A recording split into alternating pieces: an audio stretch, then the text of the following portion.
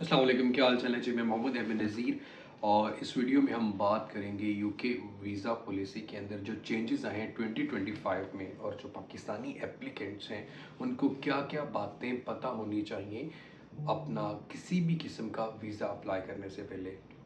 और आप किसी भी किस्म का कोई वीज़ा अप्लाई कर रहे हैं तो वीडियो आपके लिए, तो ध्यान से सुन लीजिएगा। अगर कोई क्वेश्चन हो तो वो भी पूछ लीजिएगा।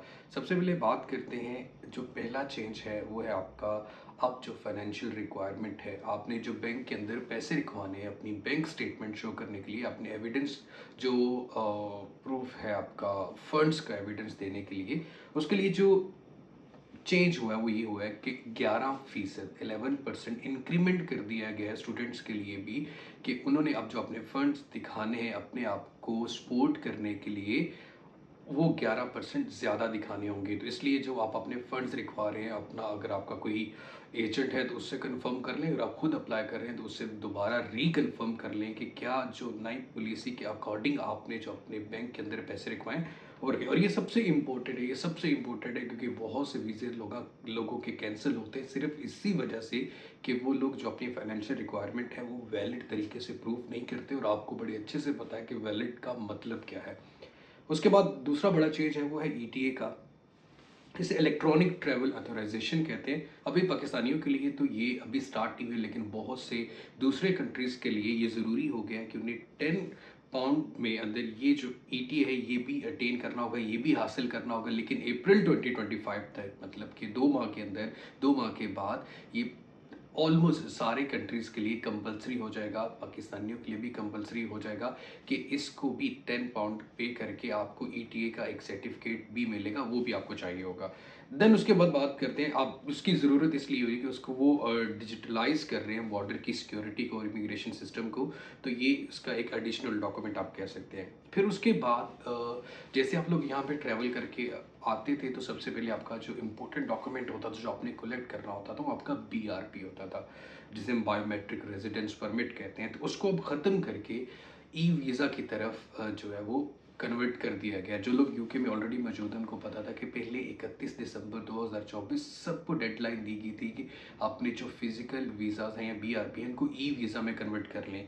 ये सारे चेंजेस करने के लिए जो सबसे इम्पोर्टेंट होता है वो ये होता है कि आपका gov.uk पे जाके UKVI का अकाउंट हो, उसके थ्रू आप अपनी सारी एप्लीकेशंस लॉग इन करें ताकि आपका जो सारा डाटा है वो आपके अपने क्रेडेंशियल से उनके पास सेव हो।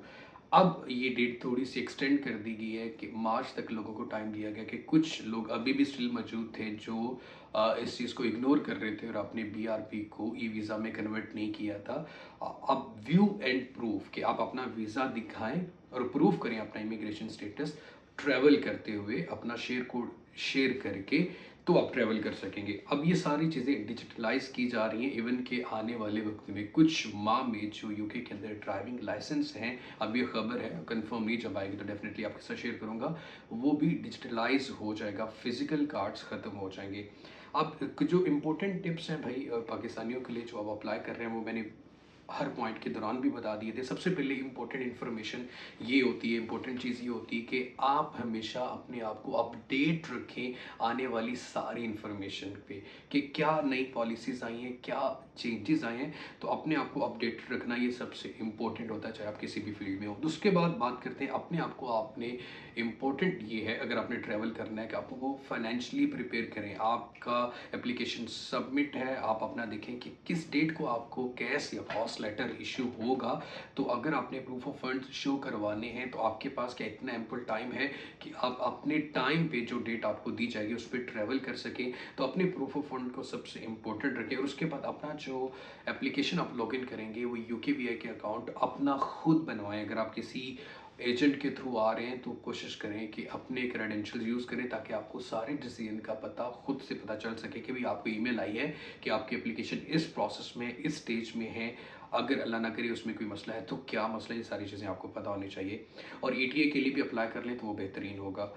उसके बाद अगर ये वीडियो आपको अच्छी लगी है तो भाई सब्सक्राइब कर दें, लाइक कर दें। चैनल का नाम है, यूट्यूब चैनल का नाम MMNSE। टिकटॉक पे देख रहे हैं तो लाइक और फॉलो कर दें। इंस्टाग्राम पे कर रहे हैं तो तब भी लाइक और फॉलो करें। अपना बहुत सारा सा ख्याल रखें। अल्लाह हाफिज़।